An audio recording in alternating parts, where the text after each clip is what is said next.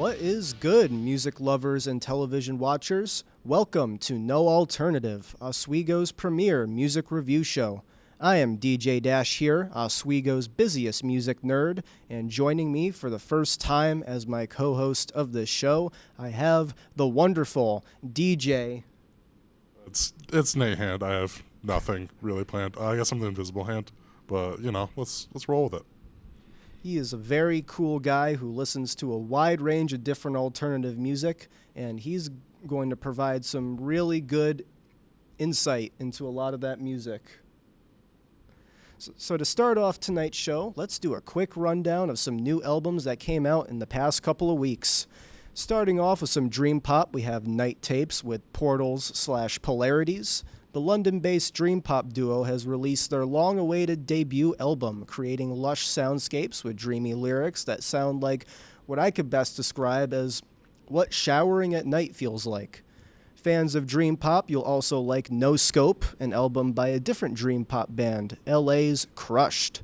This album, however, incorporates more indie pop and 90s trip-hop sounds into their music.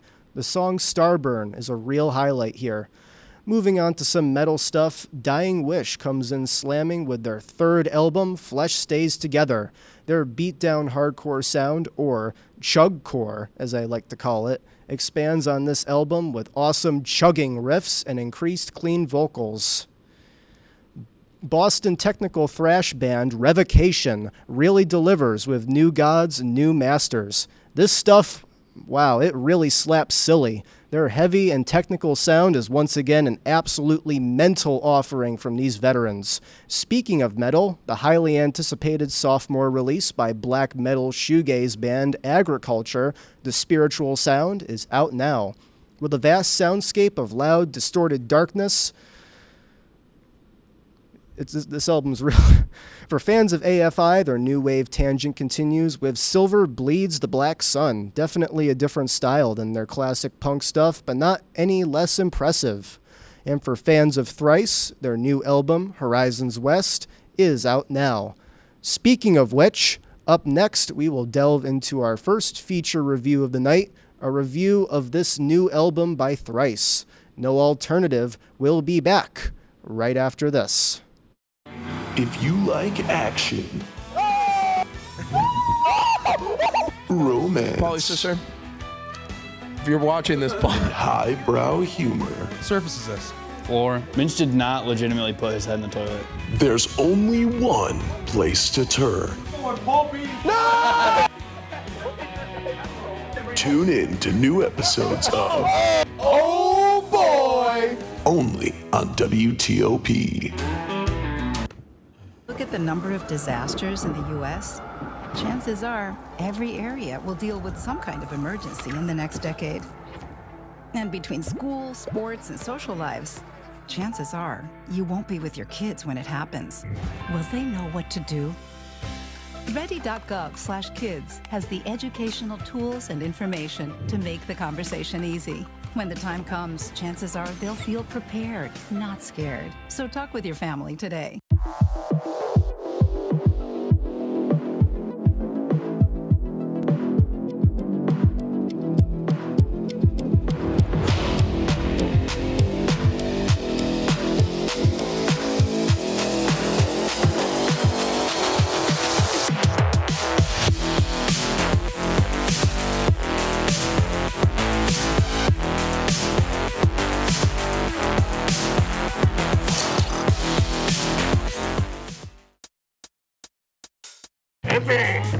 I had to eat a raw egg on Chris's dormitory floor. I currently don't have any federal pending charges. You know what you never did? You never walked to Walmart, Chris. That's my co-host. This is for making me eat roast Pop-Tarts.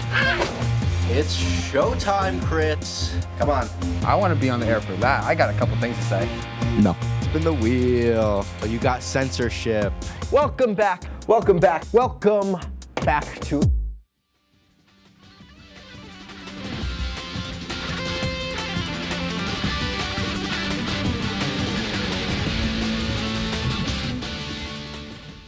Welcome back to No Alternative, Oswego's premier alternative music show. For our first main segment of the night, we'll be talking about the new album by emo/post-hardcore band Thrice, Horizons West. So starting off with some background on the band, as always, Thrice is an emo/post-hardcore band hailing from Irvine, California.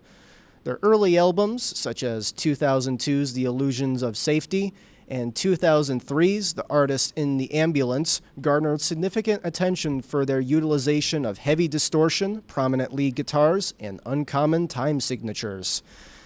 Now, the more recent releases of Thrice, such as 2016's To Be Everywhere and To Be Nowhere, 2018's Palms, and 2021's Horizons East, show the band seeming to somewhat abandon their emo roots for a more straightforward alternative rock sound, a creative move that has gotten more mixed reviews from critics and fans compared to the widespread acclaims of their first albums. In 2025, they have finally returned with the follow-up to Horizons East, Horizons West. Does it hold up among their classic albums, or is it just another dud from this band? Let's find out. So I guess I'll start with the lead singles. Nash was the lead single off of this album. It's a pretty exciting track with these interesting chord progressions and a frantic rhythm. And it ends with this average but cool nonetheless breakdown. The next single, Albatross, is more spaced out and melodic. Dustin Kensrue's vocals on here really remind me of the band Balance and Composure. The lead guitars adding emphasis on here are also amazing. The other two songs released as singles for this album are Holding On and The Dark Glow. Holding On has the energy of a lot of Thrice's earlier music. Kensrue's gruff vocals sing over this desperate, fast-paced track. The Dark Glow more or less follows in the footsteps of Albatross, but at a slower pace with more electronics. It's an okay song, but probably the weakest of the singles. Speaking of electronics, the band's use of synths and electronics in the background really helps add an atmosphere to the album, especially on the first track, Blackout, which has this really cool sounding electronic soundscape that opens with this quiet electronic synthy intro, and it picks up with these rallying, shouting vocals, heavy instrumentation, as well as Undertow, which has this almost Radiohead-esque electronic beat accompanying the verses. There are also these ambient passages between songs that give it this sort of connected feel, and I just want to say, if you're listening on a platform with ads, I don't want to sound rude, but like, what are you doing? I used to listen to albums on YouTube before I got Spotify, and it would really ruin the experience for me. Like, I would just be like locked in listening, and all of a sudden Grammarly can help, and I'm like, oh my God, please stop. I totally get that. When I was listening to like Spotify when I was broke, it was like I would open and close the app to get past the ads and bypass it in some sort of way. But I totally get it. But Thrice sort of settles into their sound by the second half of the album. Tracks like Crooked Shadows and Distant Sun that embody the modern Thrice sound, but it has a bit of a harder edge. But the bass on Crooked Shadows is really fun, though, so I have to give it credit for that. I'd also like to mention Vesper Light is a late in the album standout, with Kensrue switching between his falsetto and a more aggressive vocal style throughout the track. It's a really interesting listen, but the instrumentation on here is also really, really interesting to me, with this sort of loud, quiet dynamic. So talking about this album as a whole, I really enjoyed it, but I also know that post-hardcore, or whatever this kind of style of music that Thrice is making nowadays, is a genre that I really enjoy, probably a lot more than most normal people. So if you're a fan of Thrice or a fan of alternative rock and post-hardcore in general, I think you'll really like it. But if it's not your niche, then this may be a forgettable album. My favorites off of this album are Albatross and Vesper Light, and I'll give this album a 70 out of 100. Coming up after the break, we have some real special stuff for you. We have our first classic album review on No Alternative. I am so excited. I can barely contain my enthusiasm. Are you excited, Nate? I'd say that I'm really excited for Siamese Dream. It's one of my favorite Smashing Pumpkin records, and it's just an album that I overall really enjoy. So I also agree that I can hardly contain my excitement. So we'll be right back to the No Alternative goodness right after this quick break, where you'll hear more about our awesome music taste, not to toot our own horns, but yeah, we'll be right back. Oh, yeah.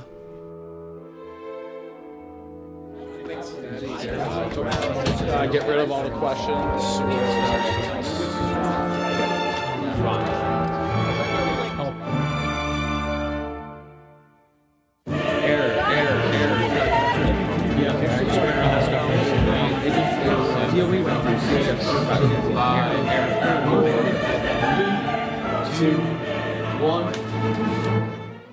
If only we had someone who could tell us what we should and shouldn't watch.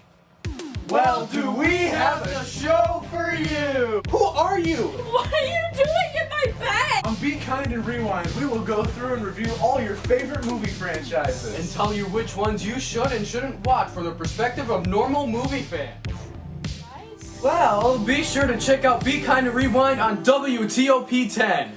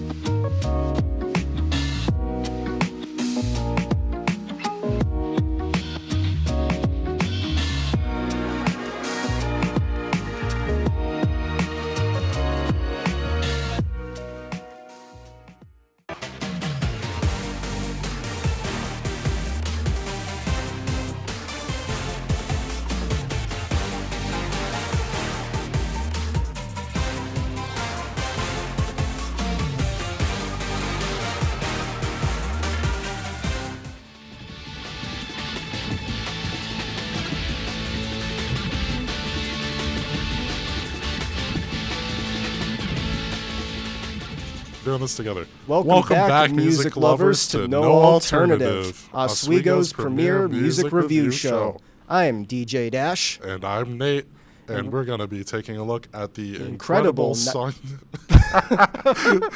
All right. Take over. The incredible 1993 sophomore album by the Smashing Pumpkins, Siamese Dream, and our first classic album review on No Alternative. To get started, as always, I'll provide some background on the band. So for the Smashing Pumpkins, for all fans of alternative music, they really need no introduction.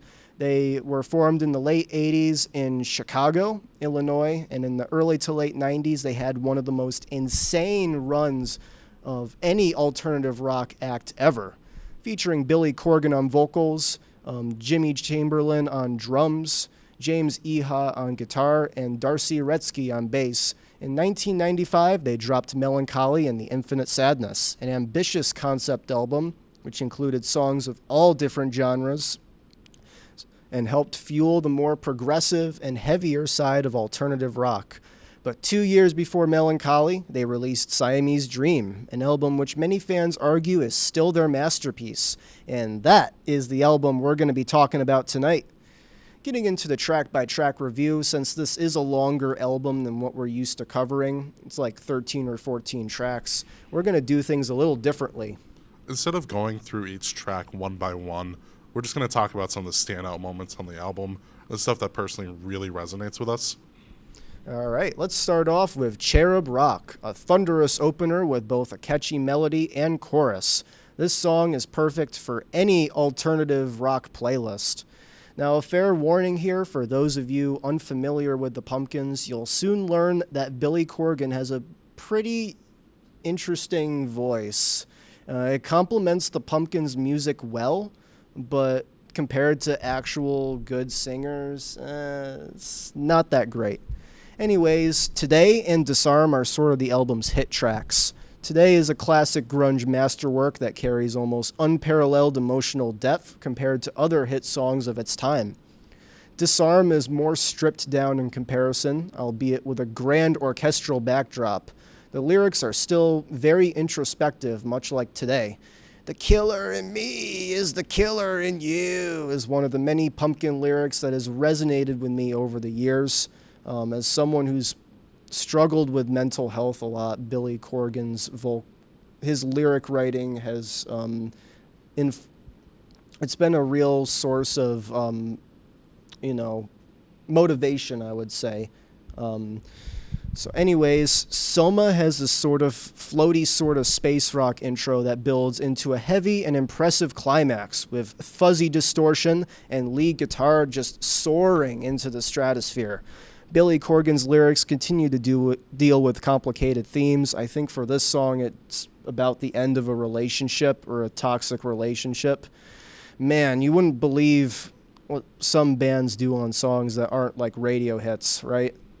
Yeah, I'm a big fan of like deep cuts. To get off of the Pumpkins train for a moment, Ben's by the Radiohead. Oh my gosh, is like one of my favorite albums. Awesome album. But I like the singles a lot more than some of the songs that actually made the cut. I really like India Rubber, and I also really like I think it's Maquiladora. But I guess let's get back to Smashing Pumpkins. All right, thank you for that input, Nate. The loud and quiet dynamic that the Pumpkins use a lot is also present on this album, such as on Geek USA, where the fast-paced track has quieter interludes before building up towards a blistering climax. And Silver, that's not the full name of the song. I can't say the rest of it on air, but whatever. It's an 8.5-minute juggernaut of a track marked with quiet interludes, and it's just really awesome if you're into like those long songs that build up. And Mayonnaise, oh my goodness. Mayonnaise is one of the best songs ever made. Wouldn't you agree, Nate? Actually, I'm going to go on record and say Mayonnaise is pretty good, but it doesn't hit the same highs as songs like Space Boy and Luna for me. In recent years, I've kind of ruined Luna for myself, but I still think the song captures the essence of love songs at the time. It's just like this really kind of like slow burn song.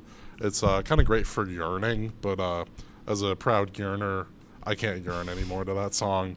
It's been ruined by previous endeavors. Yeah, but, that's fair. Space Boy, it's this really great song. It just has this awesome emotional range from Corgan. It always gets me in my feels, so to speak. Yeah, I agree with you, Nate. Space Boy, I feel, is very underappreciated here. It's a very emotional song, but in a more heartwarming way. Especially as a step sibling to two brothers. It's definitely a song that I also resonate with a lot. I'm pretty sure Corgan wrote the song about his younger brother, actually. Okay. That's something that I didn't know. Would you like to talk a little bit about Rocket? I will talk about Rocket. So Rocket is an excellent song. The song feels like an actual rocket's slow ascent into the sky, and it really captures this feeling of like the thrill of flight. It's just liberating, and it really captures that feeling of being free. I think this album is an excellent starting place for those unfamiliar with Smashing Pumpkins. That's where I started my journey personally, and it kind of has this widest range of sounds, in my opinion, to get someone introduced to what they have to offer. It really feels like a cornerstone of the 90s alt-rock scene. When I think of albums from the 90s, this is one of those albums that just like permeates my mind. I absolutely agree with you, Nate. I mean, what more do I have to say about this other than it's a brilliant masterpiece? There are some rough moments on here, though, that I didn't really touch on in the script. And like I said earlier, Billy Corgan's vocals aren't for everyone, but the album is still a masterwork of 90s shoegaze and grunge nonetheless, and one of my all-time favorite albums. I have literally no other rating I can give than a 95 out of 100. So we're coming up on another break, but I promise you, the viewer, our beautiful faces will return once again and grace your TV screens, where we'll be discussing one of the most highly anticipated new albums of the year. No Alternative will be right back after this break.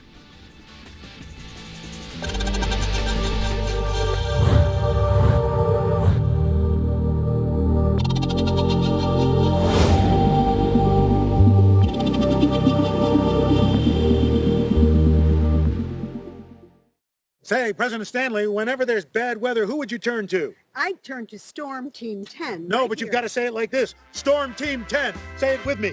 Storm Team 10.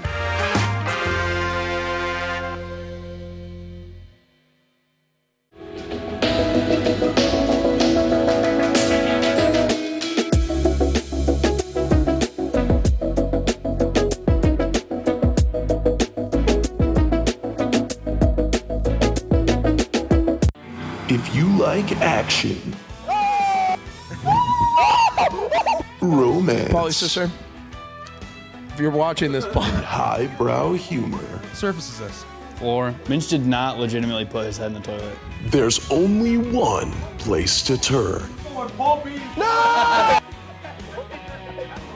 Tune in to new episodes of Oh boy! only on WTOP.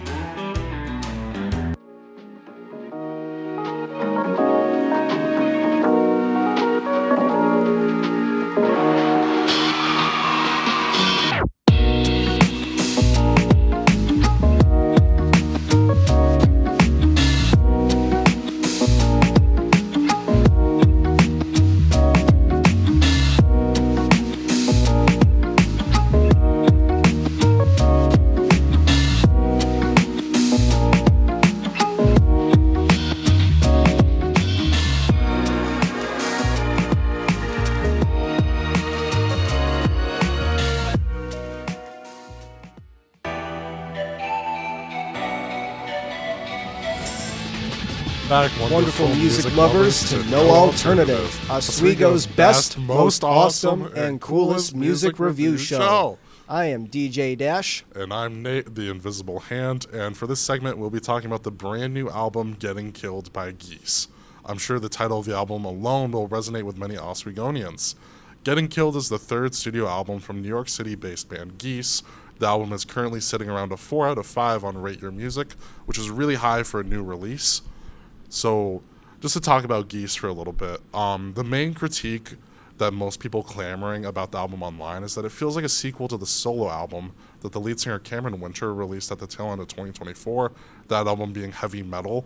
In Heavy Metal, Winter kind of goes on this melancholic tirade of passion, and Heavy Metal feels deeply personal and often parades these cryptic and nonsensical lyrics to the listener's confusion.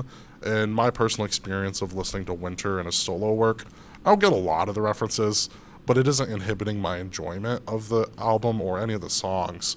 So songs like $0 represent the most, and just like the concept of Winter just kind of like letting his mind run and run and run.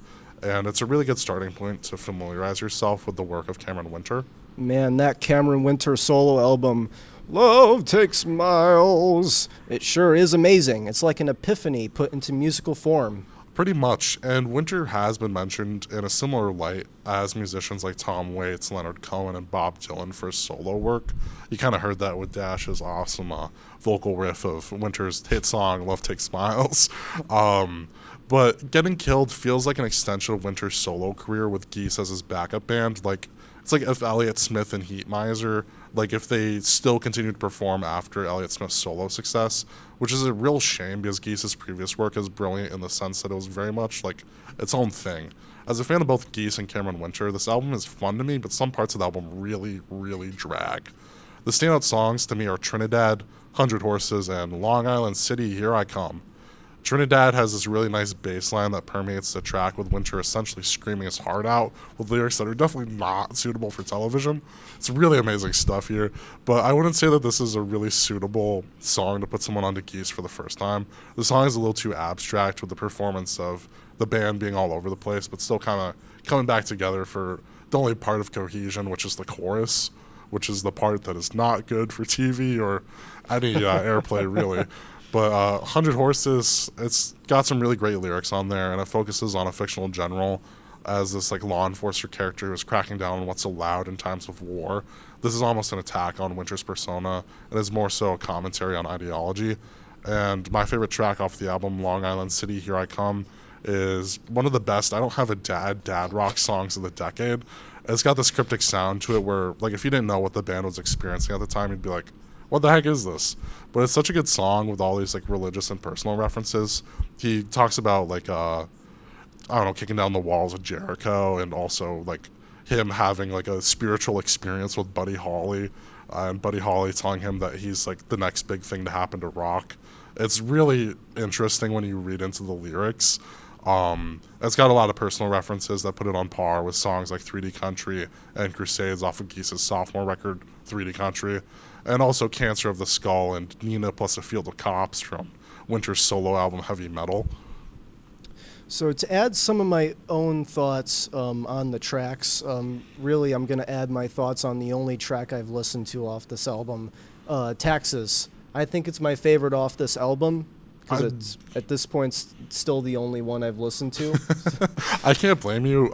So Taxes is kind of like their breakout single from Getting Killed. It's the second song that Winter has been able to perform on Jimmy Kimmel Live, the first song being Drinking Age from a solo album. But I guess to get back on track, Trinidad, 100 Horses, and Long Island City, Here I Come, feel the closest to a traditional Geese song, but with that Winter signature touch. Most of the other songs are enjoyable, however, they are a little too long or feel a little too repetitive. If I had to rate the album out of 100, I would give Getting Killed by Geese a 70. It is a passing grade, but it isn't anything exceptional compared to their previous work. It's not a bad direction that the band is heading in, but it's such a cluttered mess to listen to. Now, we're going to throw it a break. We'll return with our music diary picks, and you can expect to hear more with some awesome alternative music right after this.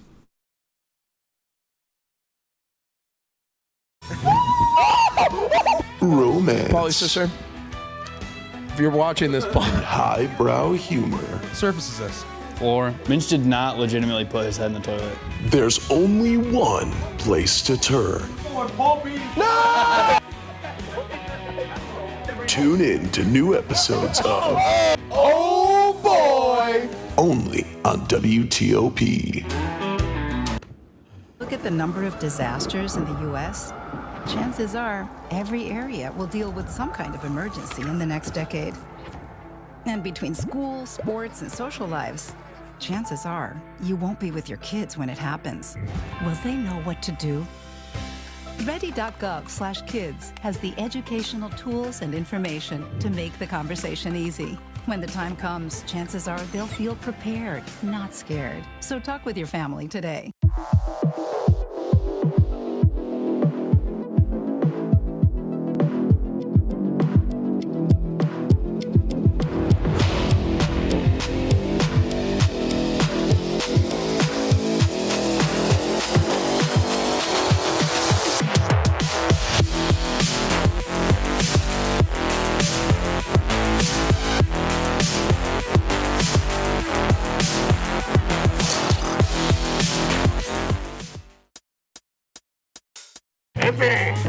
I had to eat a raw egg on Chris's dormitory floor. I currently don't have any federal pending charges. You know what you never did? You never walked to Walmart, Chris. That's my co-host. This is for making me eat roast Pop-Tarts. It's showtime, Chris. Come on. I want to be on the air for that. I got a couple things to say. No. Spin the wheel. Oh, you got censorship. Welcome back. Welcome back. Welcome back to... Welcome back, music lovers. This is No Alternative, Oswego's premier music review show. We're going to finish things off very quickly with the Music Diary, where we rapid-fire songs we've been listening to as of late. This is totally a bit. Let's see. I'll kick things off with a song that's been on repeat since it's released. Everyone Falls Asleep in Their Own Time by Sophia Estelle. It's like Lord alternative pop music mixed with like the vocals of Ethel Cain. All right, for my first track, I'm going to pick a pretty obscure one, Diving Heavy by Australian heavy shoegaze band Glow. Lots of fuzzy distortion, emotional lyrics, cool shoegaze stuff. Gotcha. In a tonal switch, I've been in a Pierre Bourne mood as of late. I've been listening to a lot of The Life of Pierre 4. It is probably the greatest mixtape of all time. Sassaholics. I mostly listen to Ballad, but it's basically just the transition to routine is really great. It's got that like SoundCloud mixtape era nostalgia for me. So it looks like we are out of time. Thank you guys for tuning in to No Alternative. Have a nice night. We'll be back very soon.